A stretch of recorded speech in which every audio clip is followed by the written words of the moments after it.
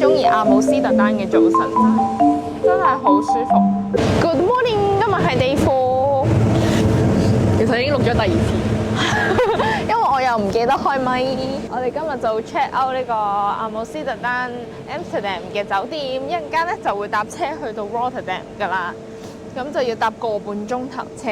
咁喺去之前咧，我哋就去食埋嗰個好出名嘅 The Pancake Factory 同埋嗰個 Apple Pie 就出發㗎啦。What are you doing？ 啲人咧，無論點都會係寧願冇台都會揾個地方可以飲酒，譬如拎住杯啤酒啦，或者坐喺屋。傍晚嘅時間，佢哋都會喺啲餐廳門口買一杯酒，同啲 friend 吹水。我哋又喺唔同嘅橋度影同樣嘅相，影10萬幾張相。呢個就係阿姆斯特丹嘅日常。我哋係唔使點等位嘅，裏面好多位。出邊都有好多位啊 ！The Pancake Bakery。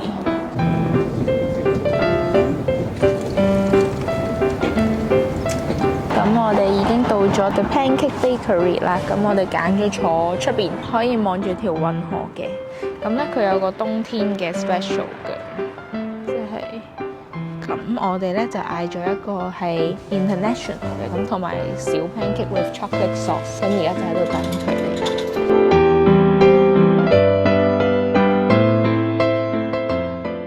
呢個就係 Indonesian 嘅，應該係咖喱嚟嘅，跟住佢份量都幾大份。呢個就係小 pancake with chocolate sauce。咁我哋就望住個運河食嘢。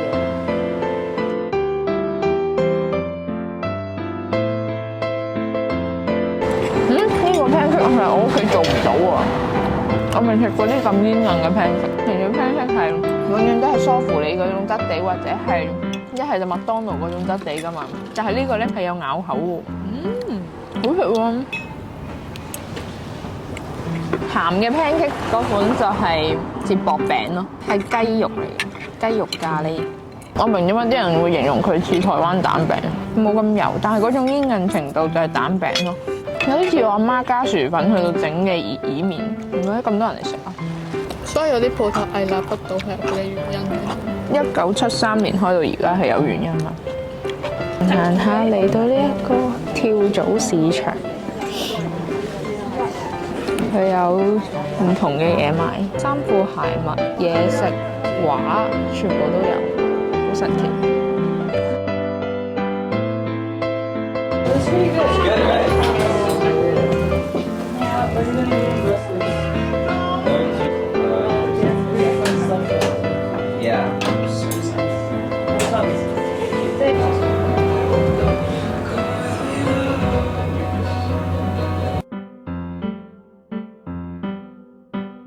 跟住就係嚟到呢間 Winkle 43， 12點鐘已經大排長龍。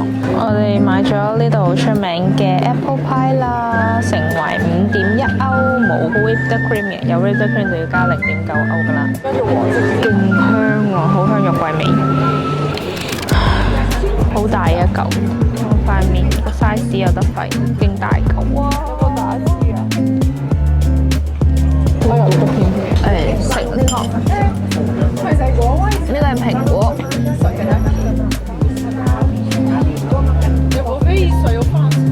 我覺得佢聞比食更加重肉桂味。我覺得係好食嘅蘋果批。有啲人係接受唔到肉桂味㗎嘛？呢個係脆嘅面頭嗰度，中間嘅蘋果唔係話好似浸咗糖漿咁甜咯。我覺得係好軟熟，咁大一嚿，但係一個人食一定會好嬲。好食嘅，但係都麻麻啲肉桂味。我覺得可能而家出就會好食啲咯。佢係擺咗好耐咯，我覺得佢 keep 住都有一嚿一嚿裝好晒，普通。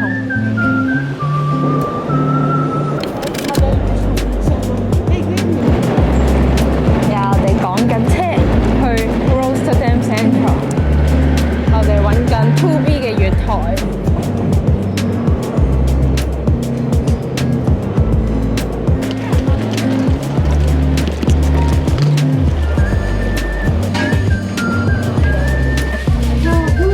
要離開 Amsterdam 啦，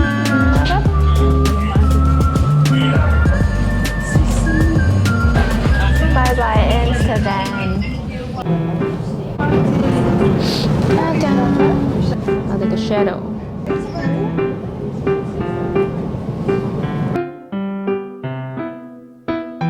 我哋已經由一個城市嚟到另一個城市啦 ，Rotterdam Central， 鹿特丹。我哋搭咗一個鐘啊，有冇1個鐘啊？1個鐘頭10分鐘左右就嚟到呢一個嘅鹿特丹啦。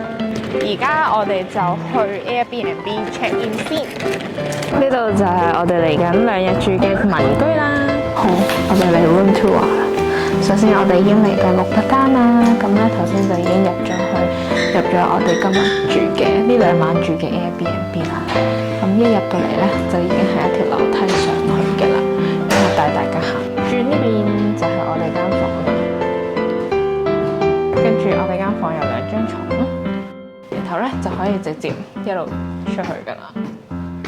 咁佢話出邊咧係有4隻雞嘅，係一個好有年代感嘅一間屋。唔似 Amsterdam 嗰種現代化嘅北歐。咁呢度咧就係個廚房啦。然後咧我哋間房裏面呢度有2道門嘅，咁一道咧就係通去雜物房嘅。咁個雜物房咧就會係有好多，我諗佢係一個畫家，會有啲單車啊，有啲 BB 床，同埋一啲係垃圾嘅嘢。然後咧喺呢度都有道門嘅，咁呢道門咧同出邊我哋間房度通嘅第2道門咧係一樣嘅，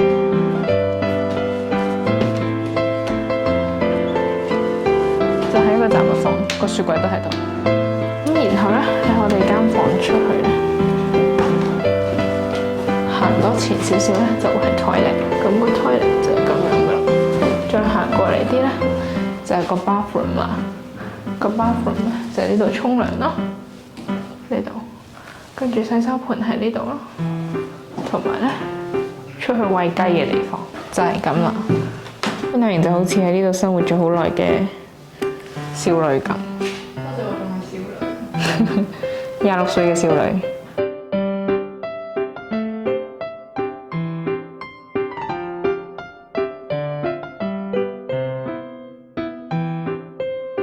就要出發去荷蘭人必買嘅袋袋，跟住咧我哋就會再去行拱廊市場。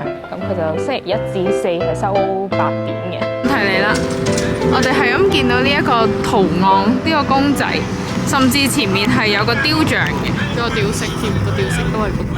係啦，都係有個雕像喺呢度嘅，見唔見到？見唔見到？咁到底呢一樣嘢係咩嚟嘅咧？冇開問。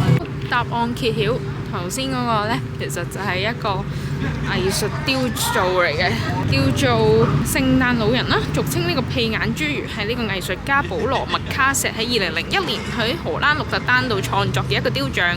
雖然咧佢官方角度咧就話呢個係聖誕老人攞住聖誕樹，但係藝術家就話呢一個係代表一個性暗示嚟嘅。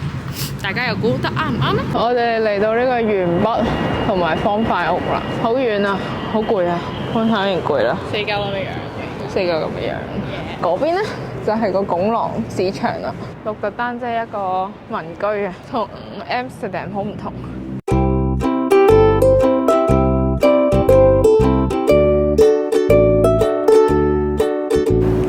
轉個頭，我哋嚟到拱廊市場啦。拱廊市場裏面應該就係一啲唔同嘅紀念品啊、嘢食啊，新開嘅一間商場咁樣嘅感覺，所以就行下啦。